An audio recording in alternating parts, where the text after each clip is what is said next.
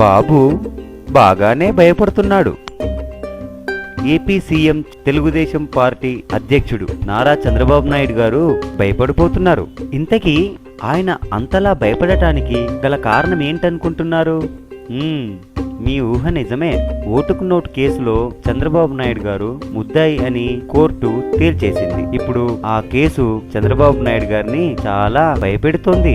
దాదాపు సంవత్సరం క్రితం తెలుగు రాష్ట్రాలతో పాటు దేశవ్యాప్తంగా పెను సంచలనం సృష్టించింది ఈ ఓటుకు నోటు కేసు.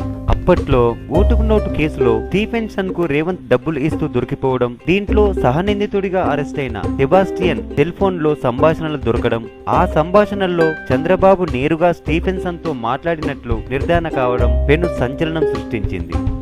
ఆ టేపుల్లో ఉన్న గొంతు కూడా చంద్రబాబుదేనని తాజాగా ఫోరెన్సిక్ సైన్స్ ల్యాబ్లు నిర్ధారించాయి.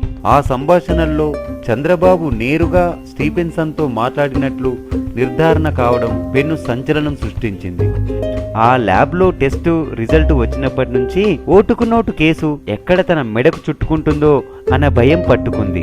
అందుకే తాజాగా చంద్రబాబు నాయుడు గారు హైకోర్టులో పిటిషన్ వేశారు. కొద్ది రోజుల క్రితం ఏసీబీ ప్రత్యేక కోర్టు ఓటుకు నోటు కేసులో చంద్రబాబు నాయుడుని విచారించాల్సిందిగా పోలీసులను ఆదేశించింది. ఈ ఆదేశాలతో చంద్రబాబు నాయుడు భయపడిపోయారు. దాంతో చంద్రబాబు ఎలాగైనా ఈ కేసు నుండి గట్టెక్కాలనే ఉద్దేశంతో ఉమ్మడి హైకోర్టుని ఆశ్రయించారు. తనపై ఏసీబీ విచారణను నిలిపివేయాలని కోరుతూ క్వాష్ పిటిషన్ దాఖలు చేశారు. మొత్తానికి ఓటుకు నోటు కేసులో ప్రధాన పాత్ర పోషించిన చంద్రబాబుపై దర్యాప్తు చేయాలంటూ వైఎస్ఆర్సీపీ ఎమ్మెల్యే ఆళ్లగడ్డ రామకృష్ణారెడ్డి దాఖలు చేసిన ఈ ఫైలు చంద్రబాబు గారిని బాగానే భయపెట్టింది.